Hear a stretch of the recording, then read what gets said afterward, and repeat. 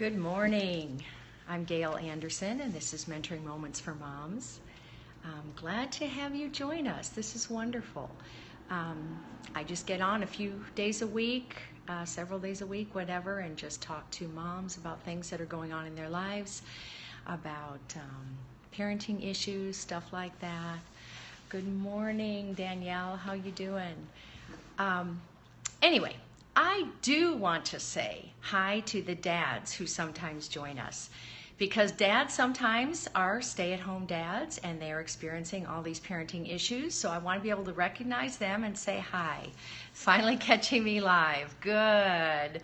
Hi there, Kimberly. Good to see you today. You guys having a good week? I am. It's going quite well. Thanks for the hearts. And so for those dads who are either joining us as a regular thing or watching this because their wives say, honey, we need to watch this together because it's about teens.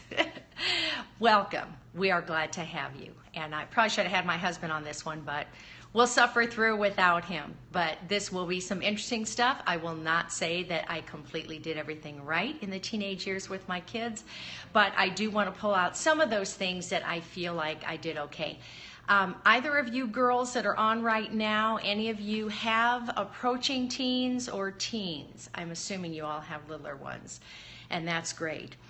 And if you do, take notes, because this is the kind of stuff you could be pulling your hair out with later on. So basically, I had kind of a rough time as a teen. It was not that great, that wonderful, a happy time. And anyway, I wanted to be able to do it different with my kids, but I also feared that time, not for some time, 5 and 7. That's what I thought. Okay. I feared that time when my kids got to be teens, because I thought, oh, I just don't understand teens. I don't know how to navigate this. So there were a lot of times I had to defer to my husband in navigating this season, just because I tended to be real black and white. Now, you may find it interesting to go back and watch my interview with my son, Jared. That's probably 20 minutes long. It was about the end of August. And we did talk about some of those issues that he hit as a teen and were very difficult for both of us. So you may enjoy watching that, especially if you have a teenager right now. But first of all, as you are parenting, you are changing from a mom who does everything, makes all the decisions, to a coach who is helping your teenager make decisions. Watching, letting them do some things on their own, letting them stub their toe, and then helping them through that. So you have to begin to let go as they're teens. You have to be able to give them more responsibility as they get older and older, so that by the time they reach 18, 19, 20 and are moving out of the house, they are prepared and they can make those decisions for their own. Yes, definitely a coach. And you want to be that coach. So everything you do for all the years up to teens, you have to build toward that. Build that relationship, so they're going to want you to be their coach. Thanks for that comment about the interviews with my kids. Man, I thought they were great. These are things I don't always hear from my kids, and I felt like they're real beneficial to share with those of you parents. So go back and watch those. There are 5 of them during July, August, and September. And I actually say interview with, and I'll name my children. Jared was our second born. Our firstborn, it was difficult for us because it was the first time through. But it was also difficult with Jared because of his personality. But you'll be able to see that as you go through that interview. I'm not going to talk about that. Okay, so many times we overreact. And I know I did that a lot. I talked about it with Jared. Overreact to something that they say or do. And what I would recommend to you is that you stop and think and process. Ask them a few questions. Okay, how come you did that? Okay, what was your reasoning on doing this? Try and get their feedback so you can understand them without overreacting right from the start. It's also very helpful to look at their heart.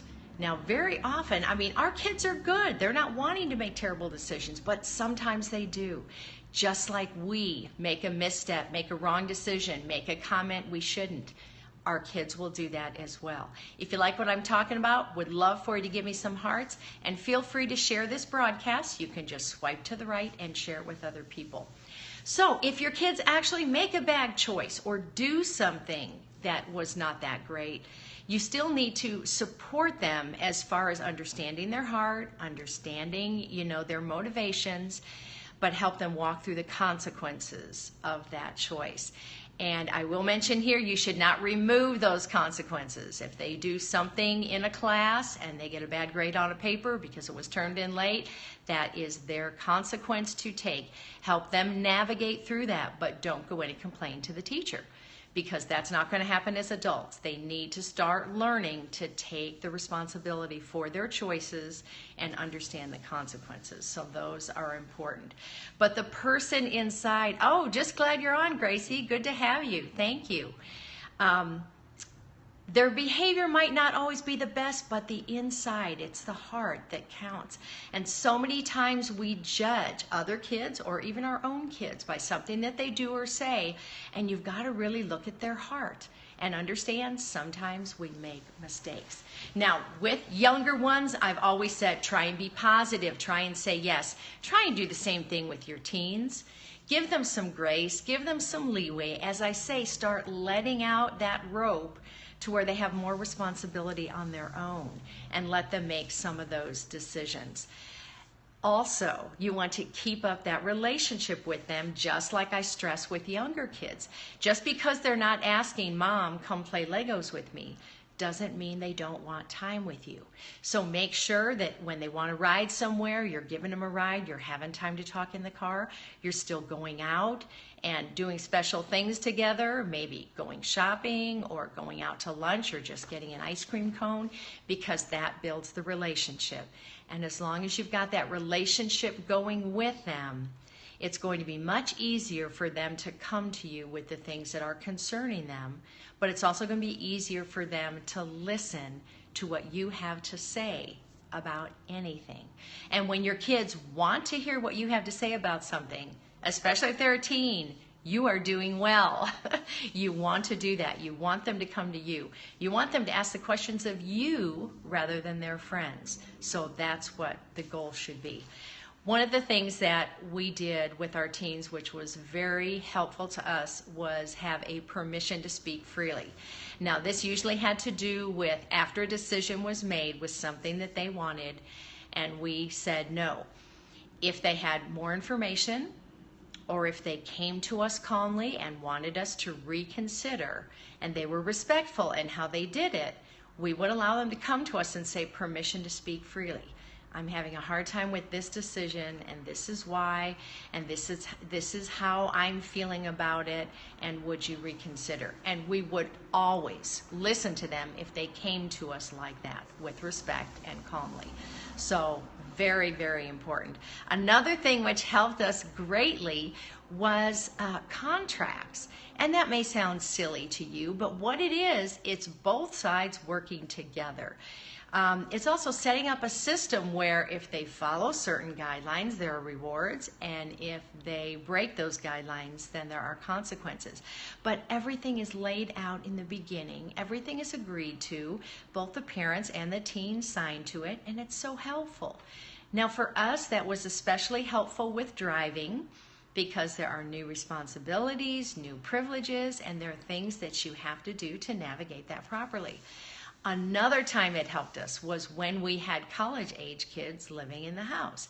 Now they're expecting to have more freedoms, and yet they haven't really moved out, so you're still treating them like, okay, I get to have an influence in all your decisions and everything. So that was important for us to help set up guidelines. It was also very helpful when we had children that went off to college and then came back into the house for the summer. I remember my in-laws doing this with my husband, and I thought it was weird. It does work. It is amazing. It just sets everything out in the beginning. And the most important thing, I think, with kids is to be able to separate their behavior from who they are. As I said, look at their heart. And their behavior is something completely different. They get consequenced or rewarded for the behavior. not for the heart. You always love them. You always appreciate them. You consider them a good child, but their behavior maybe was not something that was great. So the behavior is what gets rewarded or consequence. And that just lays it all out in the contrast. It is great. Very, very helpful. Now we have several blogs on our website about teens, so feel free to go there. The link is in the profile here. It's KirbyAnderson.com. And if you're interested in looking at any of my past Periscopes, as I mentioned, those are on YouTube. All of them are stored on YouTube. And if you'll search for Mentoring Moments for Moms, you will see the 100 plus videos, and you'll be able to see the titles so you can pick and choose what looks interesting to you. And if it's not helpful now, if you don't have teenagers, then you can watch this later on. It is wonderful. So my husband and I will be on this Thursday morning together again, probably mid-morning. And today, I just want to encourage you as a parent to count your wins. Yes, it applies to the littles. Danielle, I talk about that a lot. Separate it and help them to see that there's a difference too, that you love them. It's just the behavior that is getting the consequence or whatever. So today, count your wins. Look at the things you're doing right today. Look at yesterday, look at last week, and focus on the things you're doing well, the things you like, the ways you know you're on target, and keep doing those. Don't let your mind drift into the ways that you failed or missed it or not made the grade. That's not going to get you anywhere. We want you to stay positive about parenting, feel good about what you're doing, and just continue on with how you're going. So thanks for watching, and I hope to see you soon. Have a great day.